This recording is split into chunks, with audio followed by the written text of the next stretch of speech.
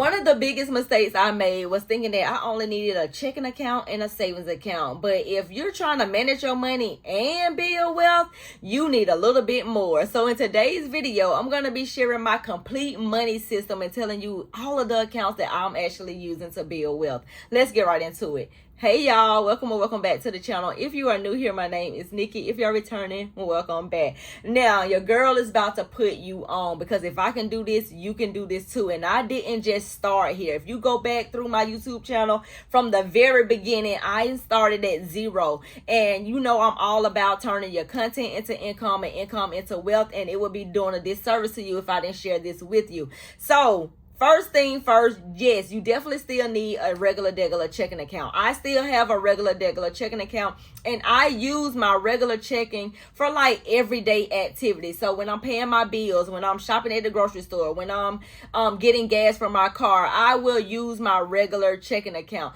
Now, sometimes I'm gonna be completely honest, I will swipe my credit card as well, because you know I've paid off all of my credit cards, but I don't want them things to close, because that's my credit history and that's my credit age and that's my credit score. And your girl already, you know, I'm in the good range. I don't want my credit score to actually drop, so I got to keep those cards in good standing. So sometimes I will swipe them at the gas pump, and when that transaction clear, I will send that money from my checking account back to that credit card in full. We paying everything in full around here, especially when you're using a credit card. So that's what I use my regular checking for. Now, a savings account, I have a savings account because it just comes with my checking account or whatever. However, I don't use my savings account. I'm gonna be completely honest. Since I signed up for something else, I don't use my regular savings account. But when I did have my savings account, I was using this savings account for just like little emergencies. I'm talking about like I'm probably having like $100 in there, $200, like miscellaneous funds inside of there.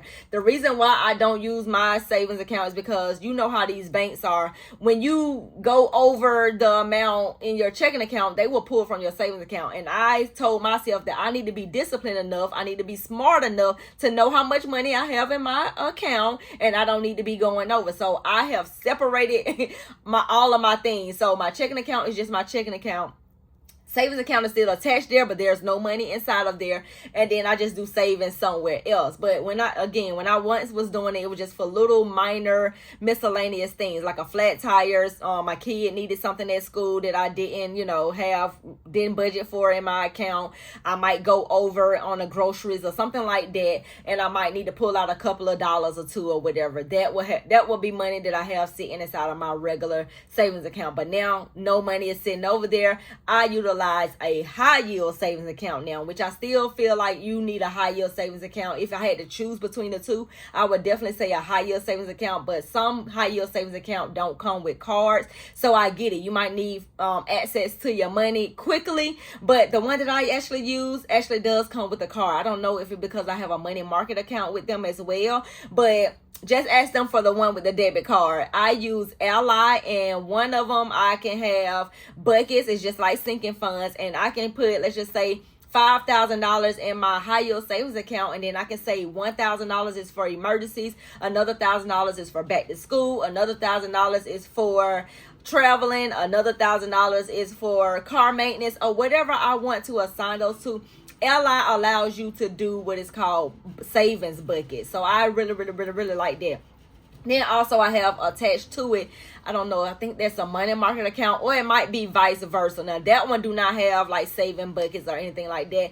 That one just has a debit card that is attached to it, and basically whatever you want to buy, just like your regular checking account, you can just swipe that card and the money just comes out of there. But while you have money sitting inside of this high yield savings account, you are earning 3% on the money sitting instead of earning pennies over here with your traditional savings account. So do you want pennies or do you want dollar bills? So come over here to Ally. I will leave my referral link down in the description box, so make sure you check that out.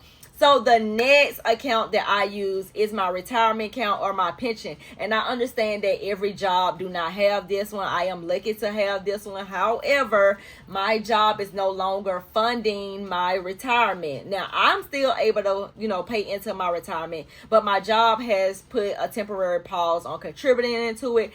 I don't know if they're going to come back and say that they're going to start back doing it, but I can't worry about that. I can't stress myself out about that. People have been at my job for 30, 40, 20 years and they are still there. I'm still kind of new and I've been there over 10 years. So I just gotta put money elsewhere. I can't just sit around and wait on a job to do things for me. But I'm still paying into this pension. I'm still contributing to it. It's like $119 per paycheck or whatever. And this is money gonna be used during their retirement age. And hopefully this could be like a monthly payment that they give me every single month. I don't know how a pension actually works. I never had a pension. My parents didn't have a pension. So this is just me thinking out loud, saying that I think that this is something that once I hit that retirement age or whatever, I'm gonna start getting a paycheck every single month. The next account that I actually have is a thrift savings plan. Sometimes we call it TSP, but this is similar to your 401k at your job. So my company max out at 5%. So if you put in 5%, the company will match 5% as well. That way you're getting 10% inside of that, that account. So for me, I didn't start at 5%. Now that I look back on it now, I wish I would have started at 5%. So that way I would have been getting that match. But your girl was in debt. Let's just be real and let's just be honest. Your girl was in debt. Your girl had a whole lot of bills and I needed my paycheck. I'm going to be completely honest. I needed my money, so I had to cut back on what I could invest. So I didn't cut my investing out totally, thank God, because if I would have listened to Dave Ramsey, your girl would still not even be contributing to any type of investing. You get what I'm saying? And I don't agree with that. So I did do the bare minimum, which the bare minimum for my job was 3%, coming out of my paycheck. And then my job would put 1%. So I was getting at least 4%, but I was doing that for years.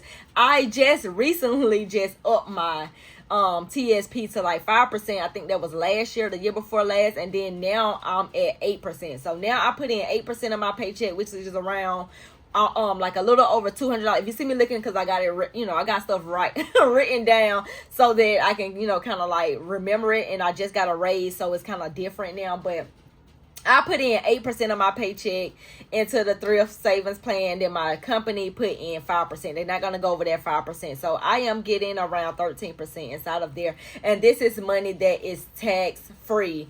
So the downside to that is basically when this money have to come out, you're going to be taxed on it. And I think there's a 4% rule that you can only take out, once you get into that retirement age where you can pull from this account as well. So it's like, it's always something. So now I'm kind of really thinking to go back to the 5% and just use that 3% and put inside of a brokerage account. So let's get into the brokerage account. Now the brokerage account is just like you investing into ETF, stocks and stuff like that. I mostly do ETFs, and I do also have a few stocks as well, just to kind of like test some things out or whatever. But majority of my money goes towards ETFs, and this money can be used anytime that you want, with no penalty, no retirement age, any of that. So if I have $1 million over there one day, I can just pull it out whenever I feel like it. So I feel like my brokerage account, this is what's gonna help me retire early and be able to use that money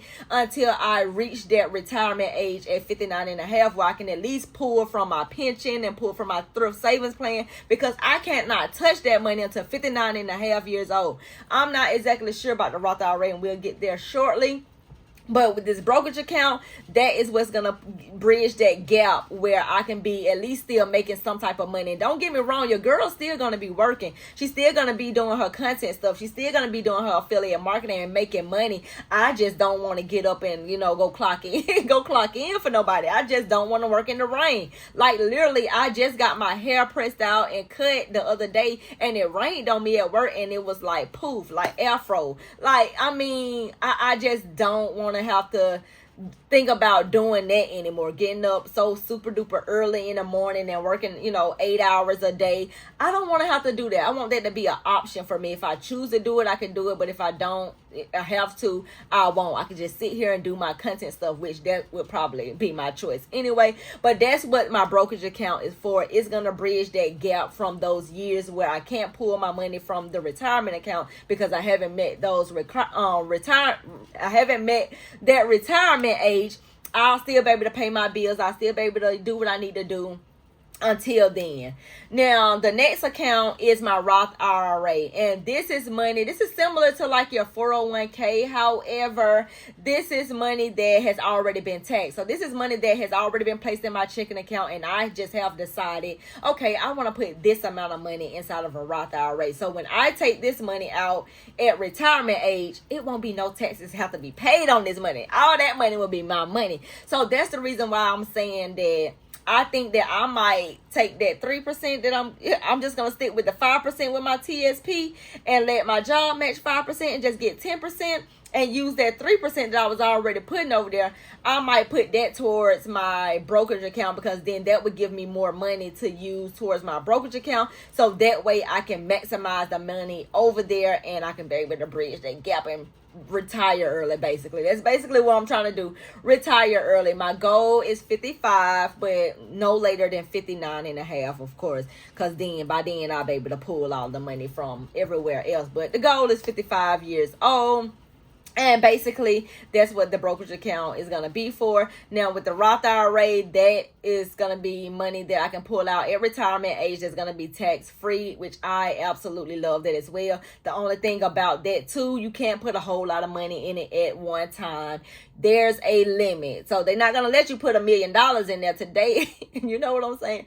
Like, there's a limit. Sometimes it goes up every year. Sometimes it just stays the same and then go up, another year, the year after.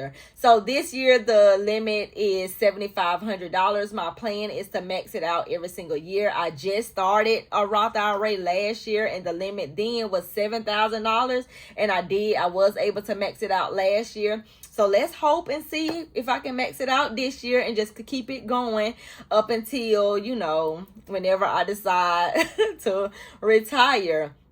Now, the last two accounts that I actually use is my content creator accounts, and this is a business checking. Now, with the business checking is just like how my regular checking is, but just for my content creator income. So with this content business, I don't know who told you that, you don't got no fees, but I have to pay for subscriptions. I have to pay for different little knickknacks when I'm, out buying things, and I want to invest in myself. I want to learn something. I want to take up, get a coaching call with somebody that's, way further than I am, and I'm interested in doing something that they are actually teaching. I use that money for those types of things. I also have a business savings that is attached with, with that business checking as well. And this is money that I put aside for my taxes. This is money that I put aside just in case your girl not making no money, because if you've looked at my income reports, then you will know 1 minute you can make $12,000, and then the next month you're at $3,000, and then the next month you're at $700. So every month is not the same consistent amount with, being a content creator or whatever. And sometimes you might have to go inside of the account to be able to pay for everything that you have going on to run the business. Luckily for me, I haven't had to do that. I don't have a whole lot of bills for this content creator income. I think content creation, to be honest, is like a low overboard. Is that overboard? I don't know. It's a low overcost for everything. Like, I don't have a whole lot of things. I think my whole thing to run this content creator thing, I probably pay like $300 a month. And that's more so for different subscriptions when I'm editing videos. I'm, learning different things and stuff like that. But yeah, those are all of the accounts that I am using. That's my complete money system. How I actually do it, how I use the money that comes in those accounts. And yeah, that's my complete money system. So if you have all of your money sitting inside of a checking account and a savings account, you might want to think that through, because if you're trying to build wealth, that's a whole totally different ball game.